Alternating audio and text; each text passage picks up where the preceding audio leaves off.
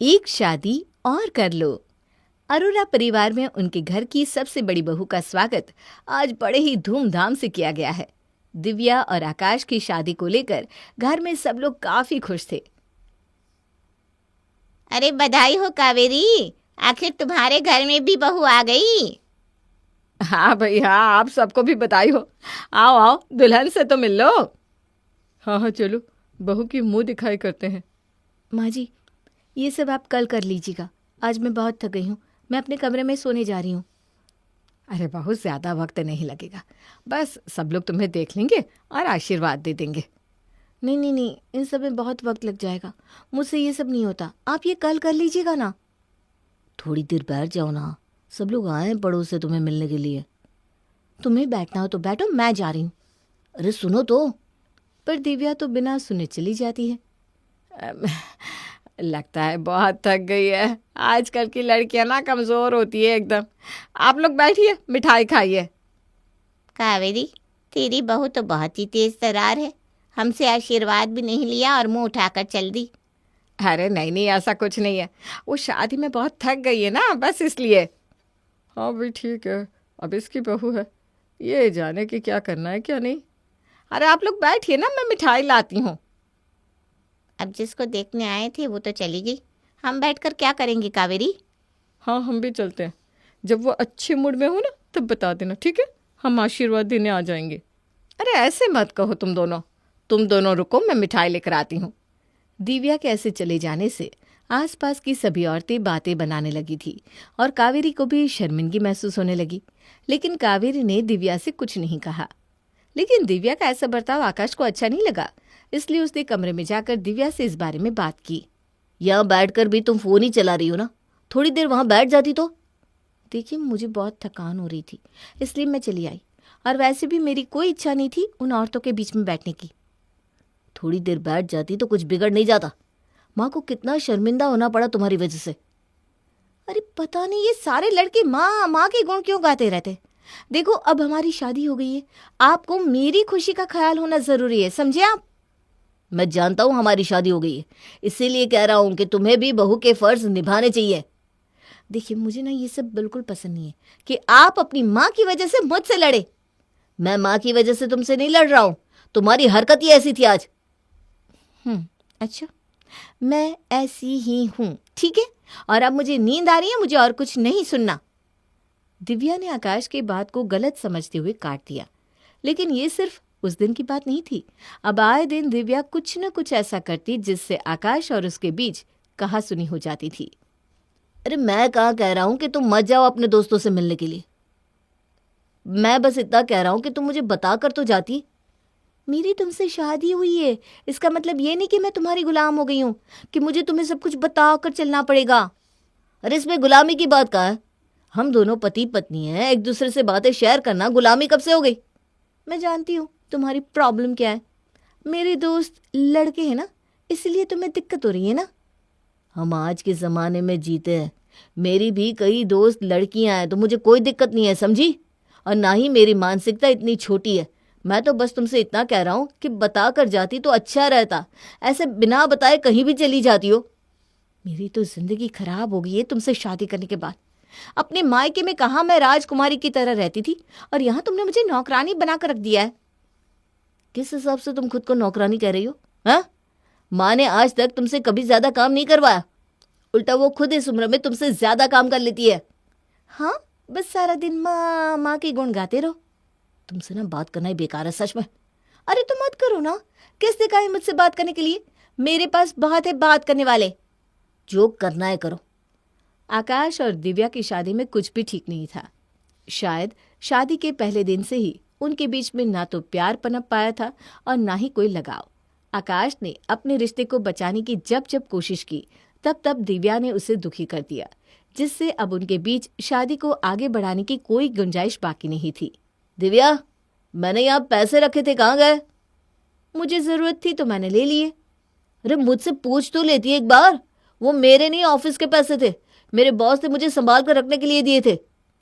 हाँ वही मैं सोचूं, तुम जैसे कंगाल के पास इतने पैसे आए कहाँ से? अपनी जबान संभाल कर बात किया करो दिव्या, और जितने पैसे लिए वो सब वापस करो जल्दी। वो सब तो खर्च हो गए, नहीं है मेरे पास अब। क्या?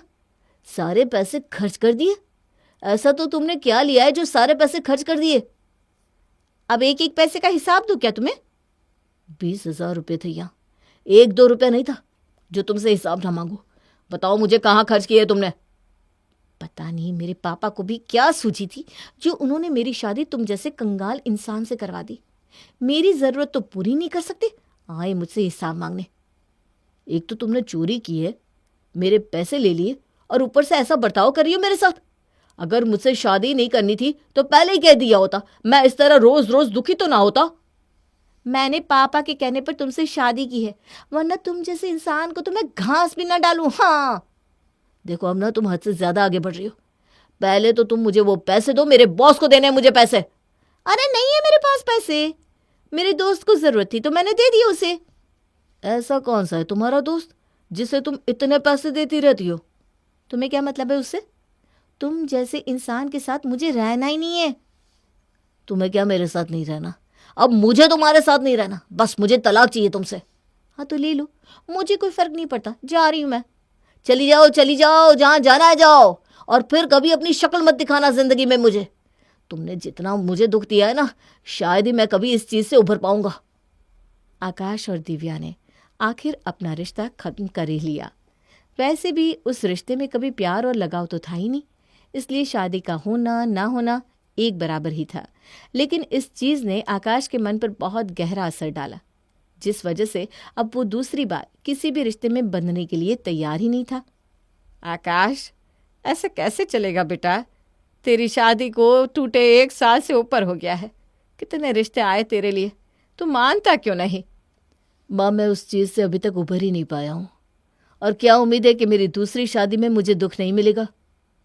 बेटा, जीवन में दुख सुख तो आते ही रहते हैं।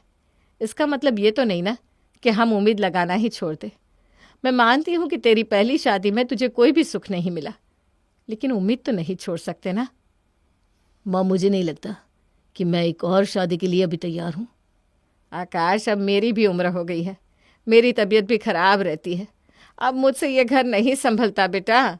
एक बार तेरा घर बस जाए तो मैं भी निश्चिंत हो जाऊंगी। माँ मैं आपकी चिंता को समझता हूँ, लेकिन अब मना मत कर बेटा, तेरे लिए एक बहुत अच्छा रिश्ता आया है। लड़की की सगाई टूटी हुई है, लेकिन लड़की बहुत अच्छी है। तेरी गांव वाली मौसी ने रिश्ता भेजा है, तो कहे तो मैं बात को आगे बढ़ाऊं?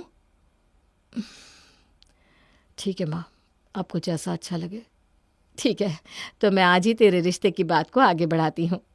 आकाश ने अपनी माँ की चिंता को देखते हुए दूसरी शादी करने के लिए हामी भर दी, लेकिन वो अभी तक मन से इस रिश्ते के लिए राजी नहीं था। माँ शादी से पहले मैं एक बार लड़के से मिलना चाहता हूँ। हाँ हाँ, क्यों नहीं। मैं आज ही मौसी से कहती हूँ कि तुम दोनों की मुलाकात करवाए। ठीक है माँ।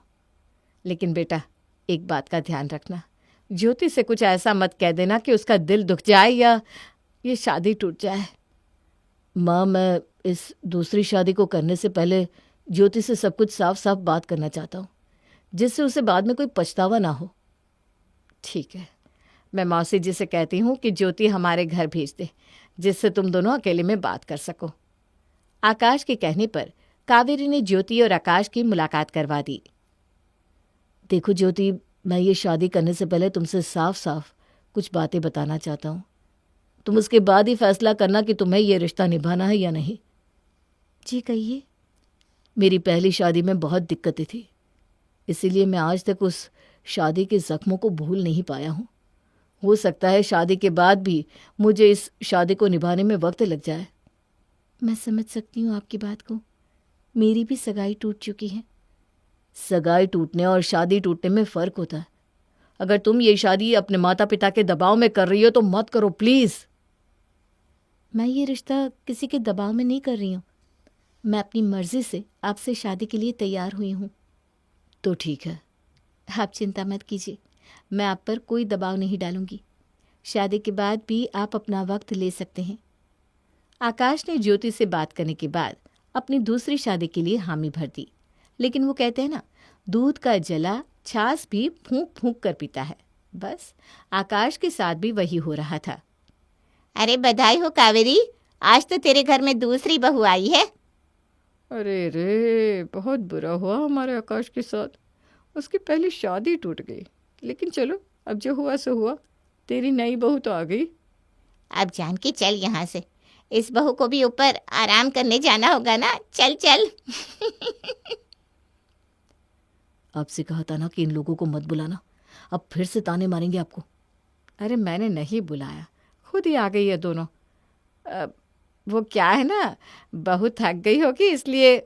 अरे नहीं, आंटी जी आप लोग बैठिए ना, मैं बिल्कुल नहीं थकी हूँ। आइए, मुझे अपना आशीर्वाद दीजिए। अरे वाह, हाँ हाँ आते हैं हम। अरे ये तो बहुत सुंदर है कावेरी, है ना? आंटी जी आप बैठिए, मैं आपके लिए शरबत बनाकर लाती हूँ। हाँ हाँ बहू जा।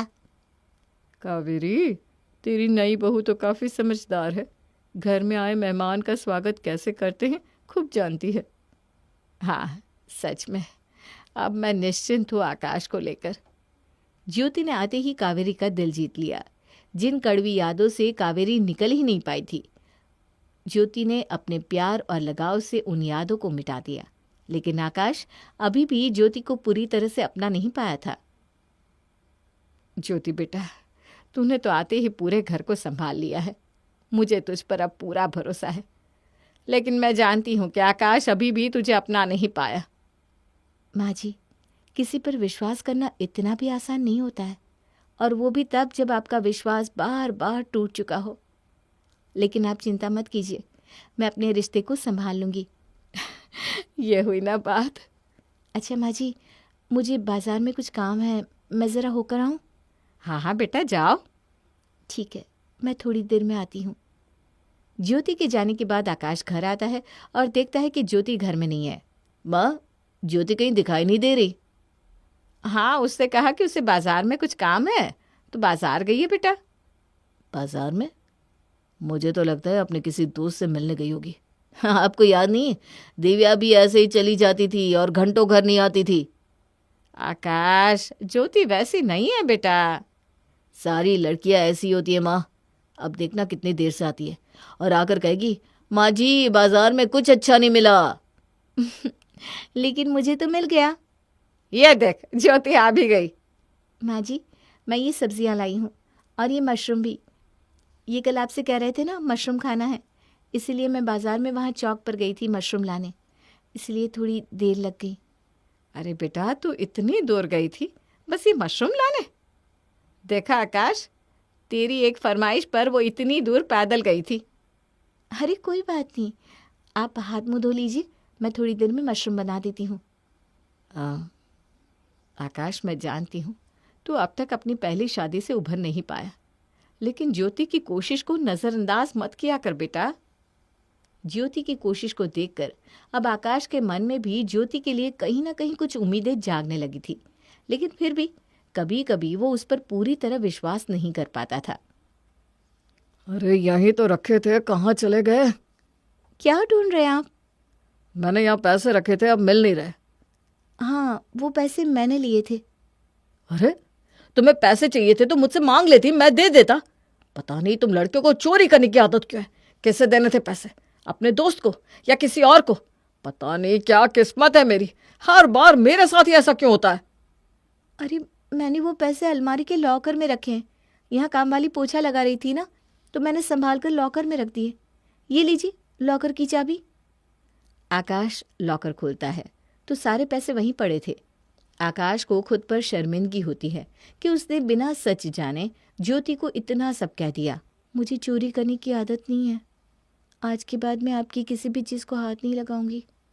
सॉरी, मेरा मतलब वो नहीं था। अगर आपको मुझ पर विश्वास नहीं है तो आप अपनी अलमारी को ताला मार कर रख दीजिए। अरे ज्योति, मेरी बात तो सुनो। आकाश की बातों से ज्योति को बहुत बुरा लगा था। उसने पूरे दिन आकाश से बात नहीं की। आकाश को अब अपनी गलती का एहसास हो रहा था, लेकिन वो ज्योति को मना नहीं पा रहा था। माँ, मुझे ताला देना ज़रा। क्यों, क्या करेगा ताले का? मुझे अपनी अलमारी पर लगाना है। ये तो सच में ताला लगा रहे हैं, इन्हें अभी तक मुझ पर विश्वास नहीं है। अरे अलमारी पर ताला क्यों लगा रहा है? मेरी बहुत सारी कीमती चीज़ें पड़ी है उस अलमारी में, आप बस ताला दीजिए मुझे। आकाश अलमारी को ताला लगाकर आता है और चाबी लाकर ज्योति के हाथ में रख देता है। आप ये चाबी मुझे क्यों दे रहे हैं? आज से मेरी हर कीमती चीज़ पे तुम्हारा हक है ज्योति। इस चाबी के साथ मैं तुम्हें अपना विश्वास भी दे रहा हूँ। ये हुई ना बात। और आज तुम खाना मत बनाना। क्यों? आपको मेरे हाथ का खाना अच्छा नहीं लगता? नहीं, आज हम दोनों बाहर खाना खाने जा रहे हैं। आए, तुम दोनों को किसी की नजर ना लगे बच्चों।